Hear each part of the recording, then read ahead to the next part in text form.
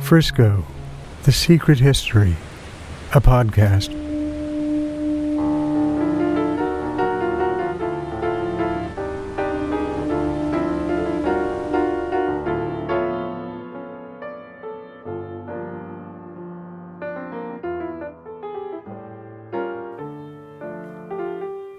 Welcome to the Frisco, The Secret History podcast. I'm your host, Knox Bronson.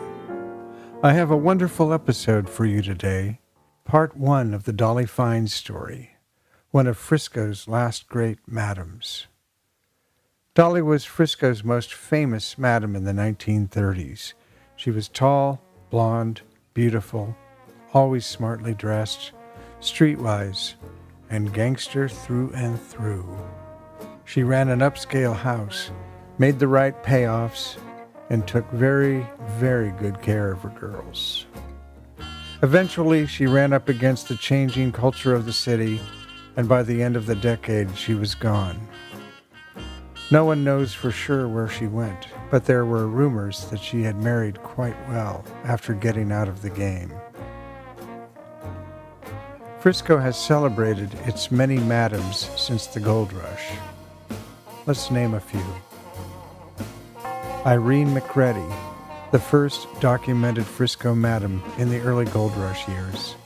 Her partner was James McCabe, co-owner of the El Dorado gambling house at Kearney in Washington, where the daily take sometimes exceeded $200,000 in gold dust. Remember that money was not really used in San Francisco until the turn of the century. Gold was Frisco's currency of choice. Irene and James had a tumultuous marriage.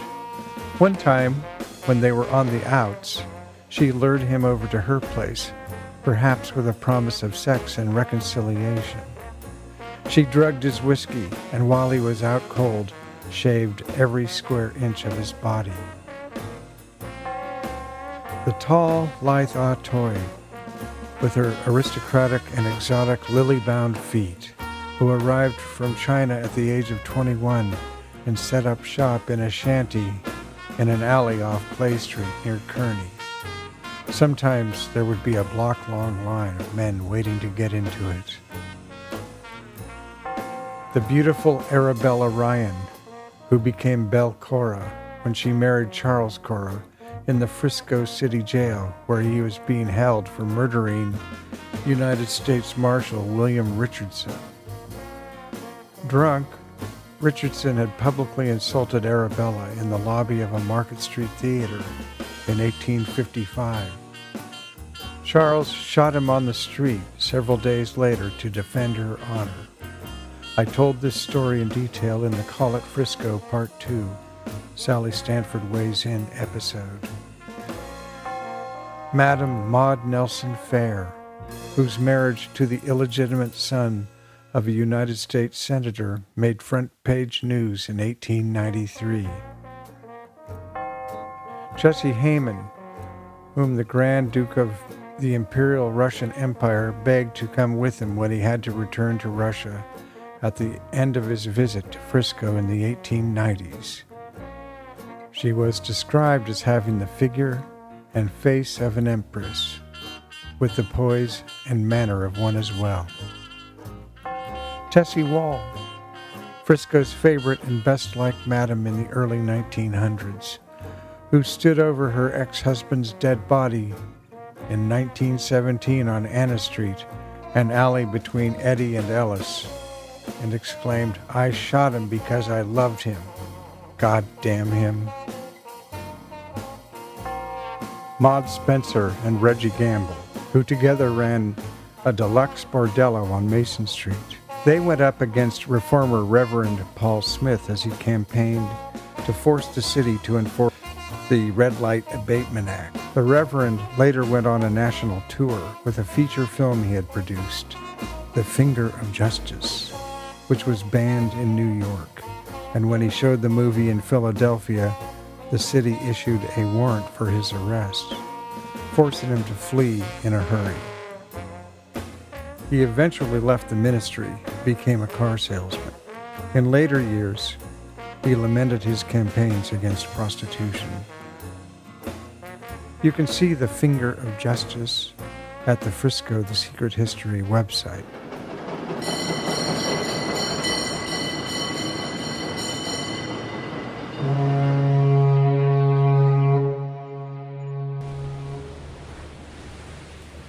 In the 1930s, Dolly Fine came into her own as Frisco's preeminent madam. Sally Stanford, whom we all know and love, was operating at the same time, but it was Dolly who captured the headlines in the 30s.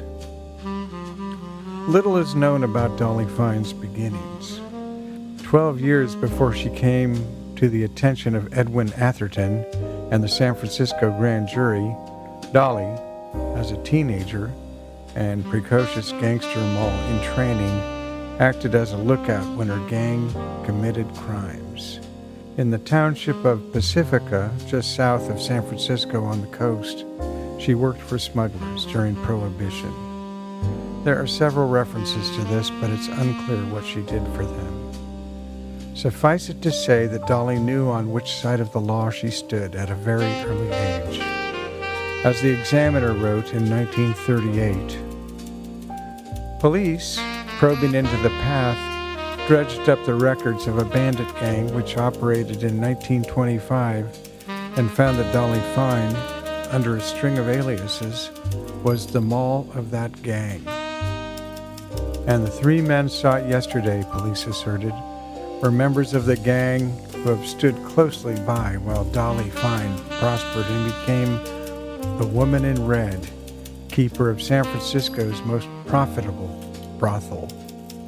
All 3 men have long police records, have served jail terms. One of the 3, police say, is Lawrence Bryan, alias Lawrence Bunger, known extensively in underworld circles as Al Brady. He is a Folsom graduate. Folsom being Folsom Prison, of course. Brady, police believe, is actually the brother of Dolly Fine.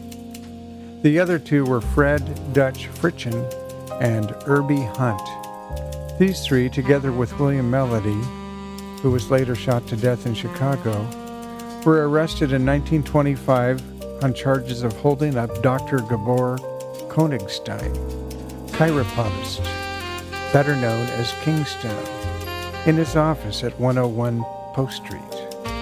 The chiropodist and 2 patients were gagged and trussed up tightly. $5,000 worth of diamonds and rubies were stolen. 2 women were implicated. One was Dorothy Ryan. The other was Julia White, alias Julia Black, a young dancer. Julia White, or Black, police discovered yesterday, grew up to be the woman now known as Dolly Fine. Lawrence Bryan, supposed brother of Dolly Fine, stood trial and was acquitted. Fritchen and Hunt escaped trial. Melody went to prison. Dorothy Ryan vanished. Their victims, then a prominent boxing promoter, and as a man who had had 6 wives and was swamped by applicants when he advertised for a 7th, passed from the public scene. All were forgotten until Dolly Fine, madam of a Bush Street brothel, jumped $1,000 bail and was indicted. Yesterday, police remembered and began looking for the 3 men who knew Julia White and might be expected to know where Dolly Fine is now in deep seclusion.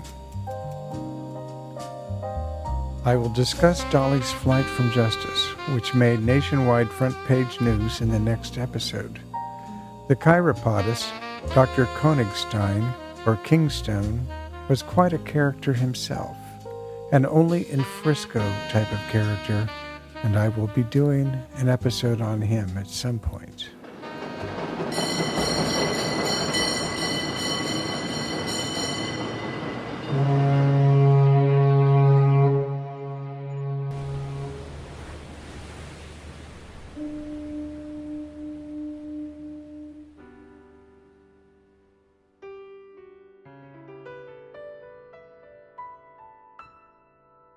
Dolly Fine's business card read D. Fine, contractor, 1275 Bush Street, near Larkin, Office 2, Ordway 1, 555, San Francisco. Dolly was one of Frisco's great madams, her reign stretching across most of the 1930s. Her exquisitely appointed houses of frolic were filled with companionable women of great beauty. Dolly was herself a tall, striking blonde. Dolly took good care of her girls. On paper, she ran a house cleaning service, and the girls were her employees. She set up Social Security accounts for them and religiously made regular payments into their accounts. She offered the girls profit sharing, which was almost unheard of in the love trade. She had another house in Pacifica, just south of San Francisco on the coast, where she and some of the girls would sometimes vacation for a few days. She ran a clean house, made all the appropriate payoffs, and had the best defense lawyer in town, if not the nation, Jake, the Master Ehrlich. I wonder when in this podcast can I just start referring to him as the Master. He referred to himself as the Master, a true San Franciscan. Straight up Frisco.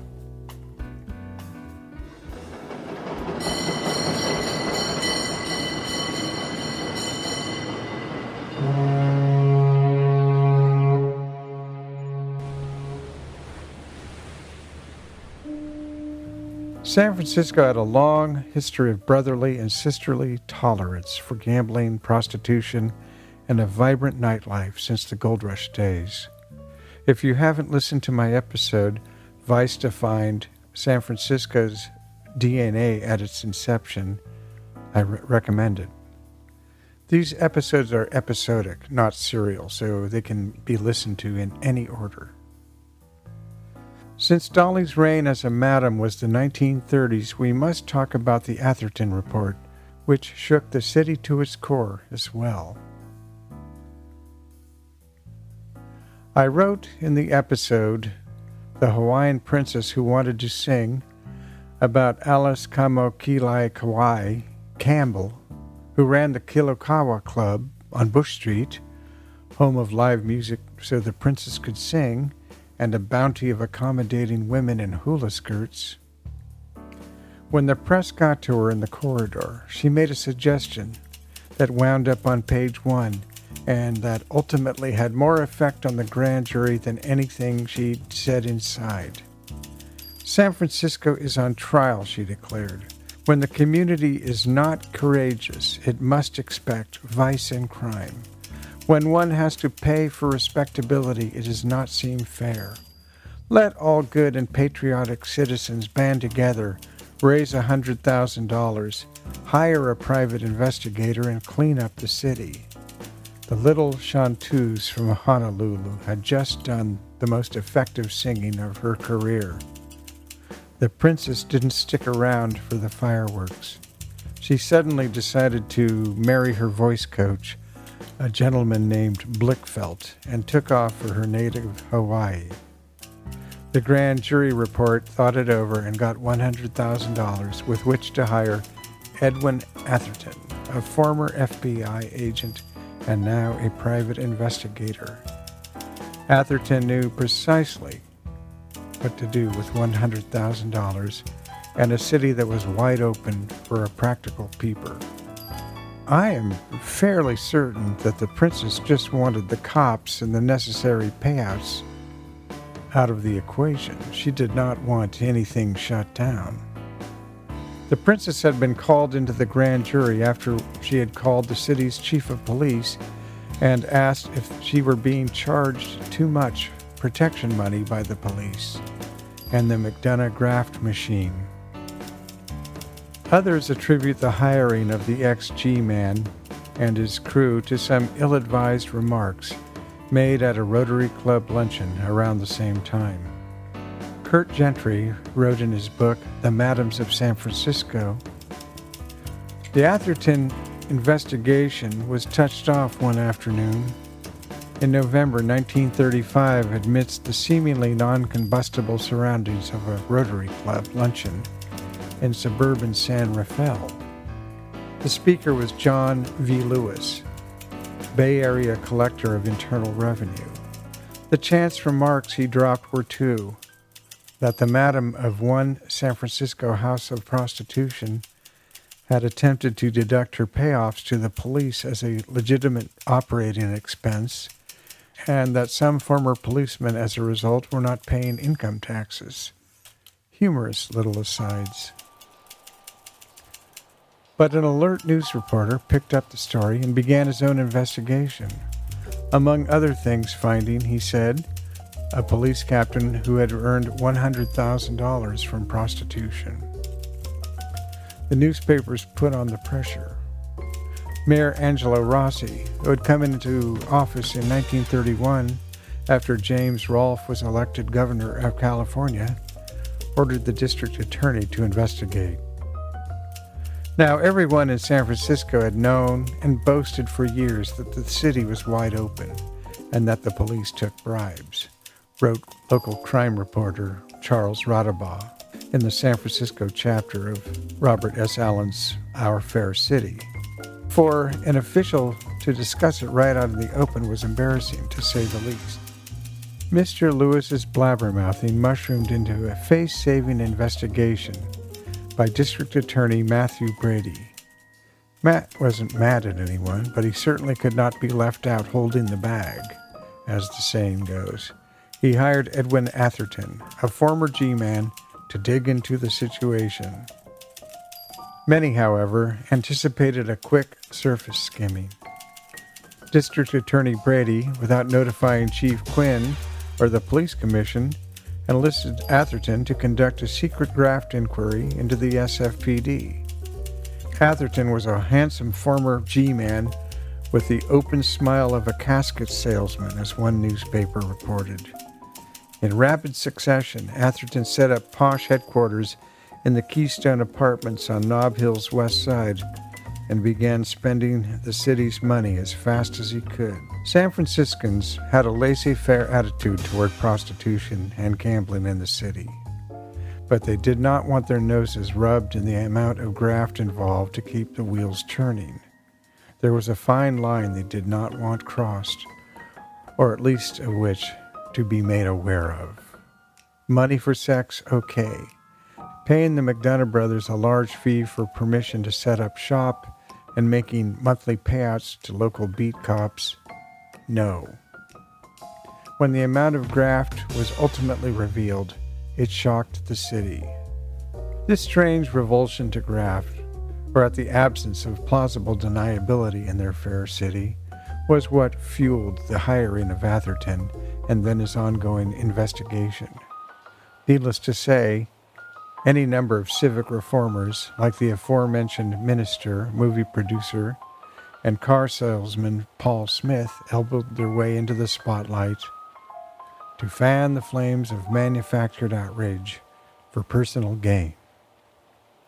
Naturally, the grand jury at one point subpoenaed Dolly to come in to testify. She did not accept the subpoena willingly. When Atherton arrived at her door, she refused to open it. He summoned 4 policemen, who arrived with pliers and a hacksaw. She wouldn't let Atherton into her place until they started to attack the door chain with the hacksaw.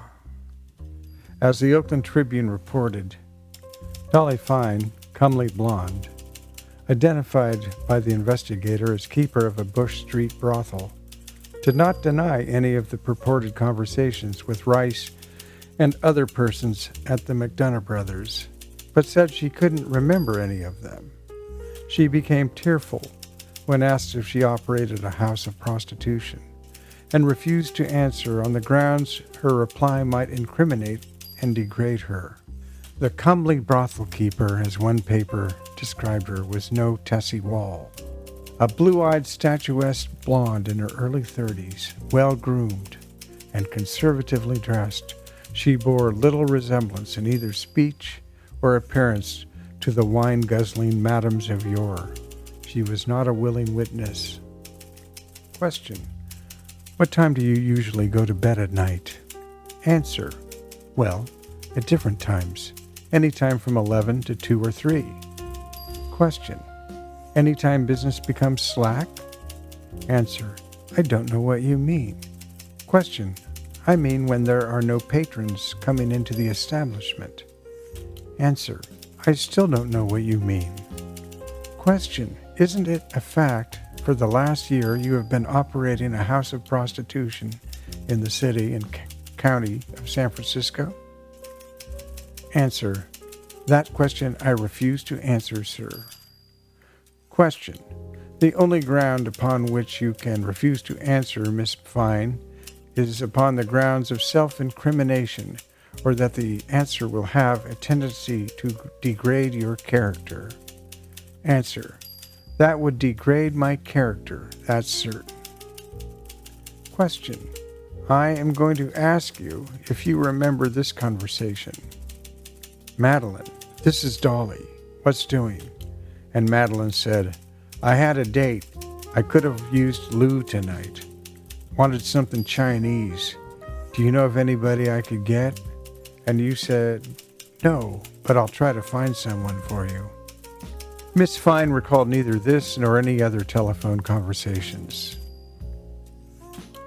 The Atherton Report, released on March 17, 1937, was nothing short of sensational, casting a harsh, revealing light upon the underbelly of San Francisco, a city renowned for its picturesque beauty and vibrant culture.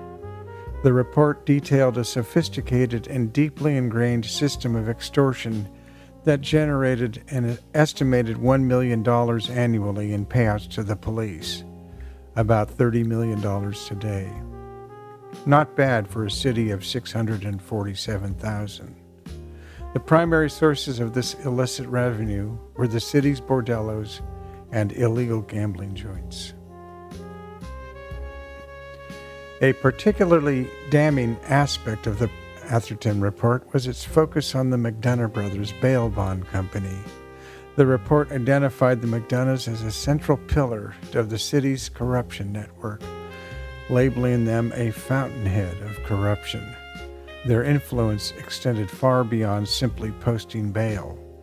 The Atherton investigation revealed that the McDonoughs enjoyed an alarmingly close relationship with members of the SFPD, including high-ranking officers.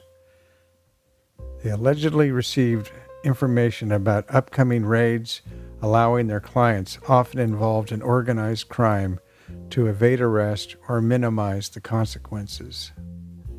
The release of the Atherton Report sent shockwaves through San Francisco. The public, long aware of the city's seedy underbelly, was nonetheless stunned by the sheer scale and systemic nature of the corruption within their police force. Hundreds of officers faced reassignment or dismissal for conduct unbecoming an officer. 3 captains, 3 lieutenants, and 1 sergeant were fired. 5 officers were indicted, but none were convicted in a court of law. As Dolly once remarked, there is only one mob in San Francisco, the police.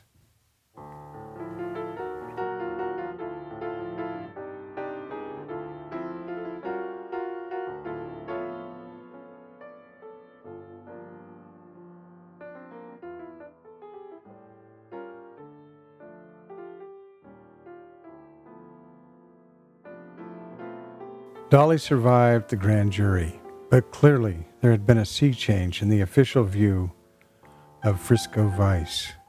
She moved operations to a new building and kept operating. Sally Stanford kept operating, along with dozens of other horror houses, gambling joints, and after-hours clubs that had long dotted the city landscape like scrumptious mushrooms.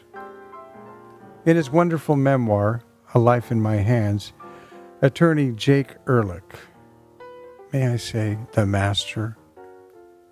In his wonderful memoir, A Life in My Hands, the master wrote, "Everybody made money with Dolly, including me.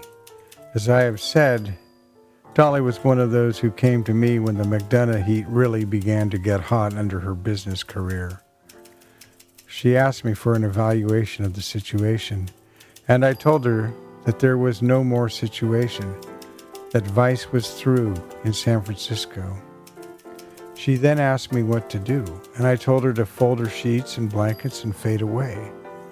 Apparently, the advice she bought so expensively from me matched neither her wishful thinking nor her plans, for she stayed right with the situation and kept her bedding at its usual uses.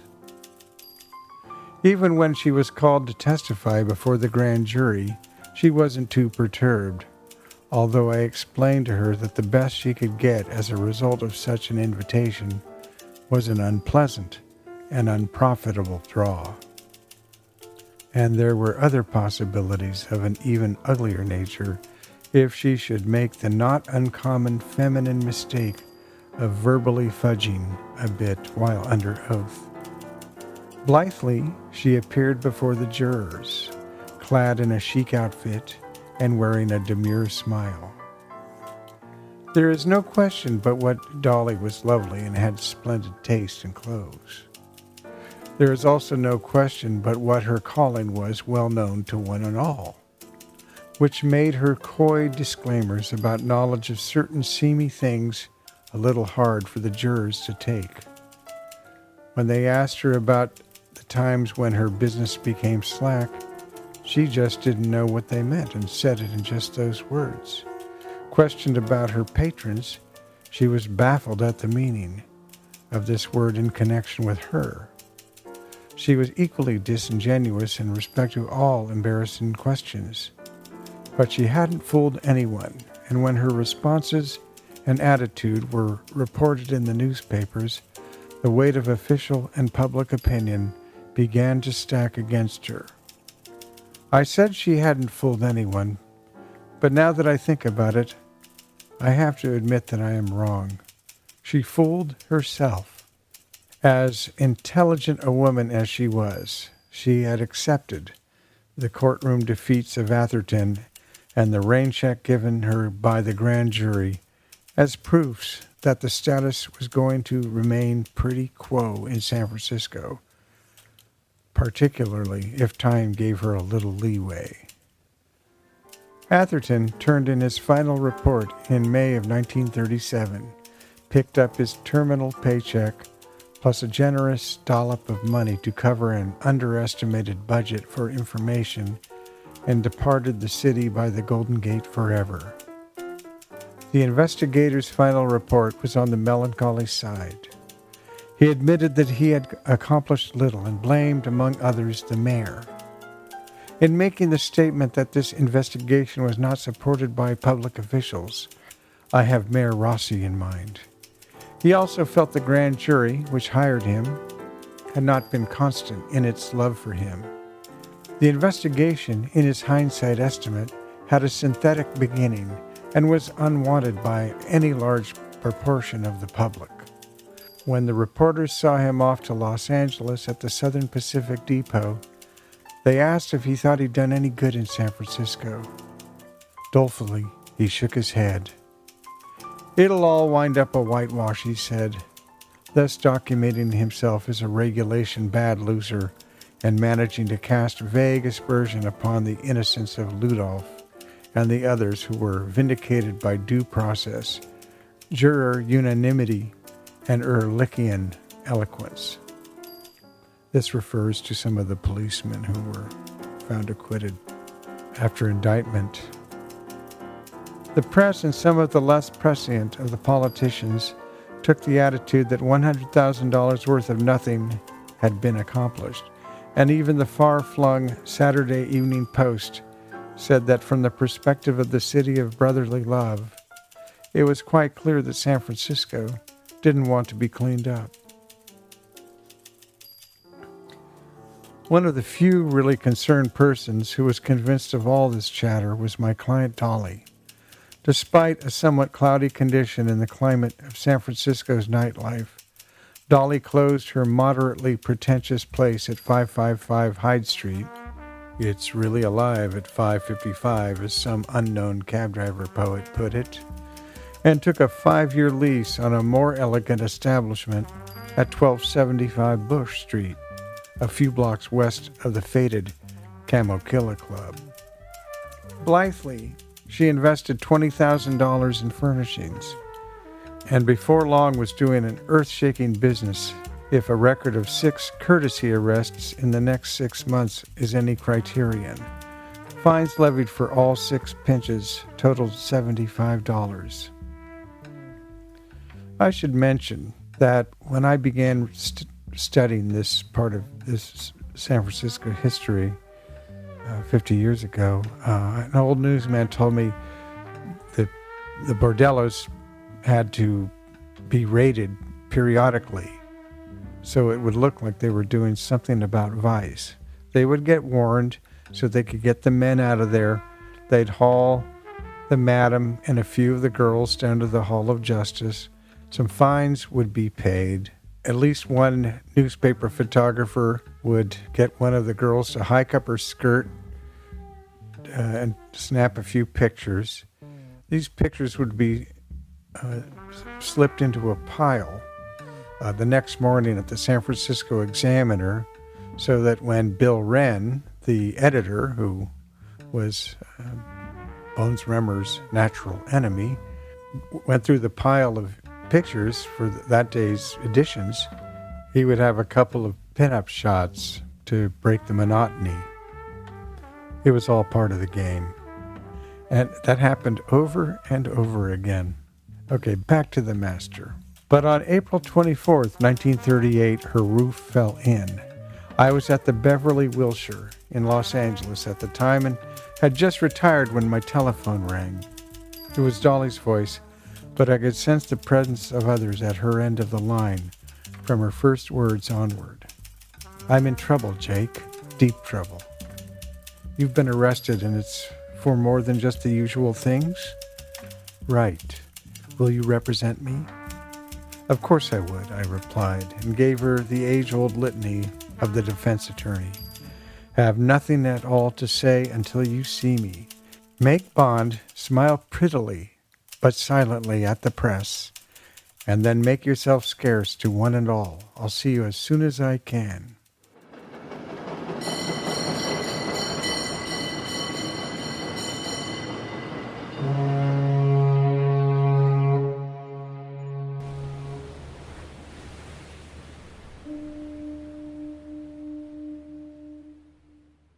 I'll be back soon with part 2 of the Dolly Fine story.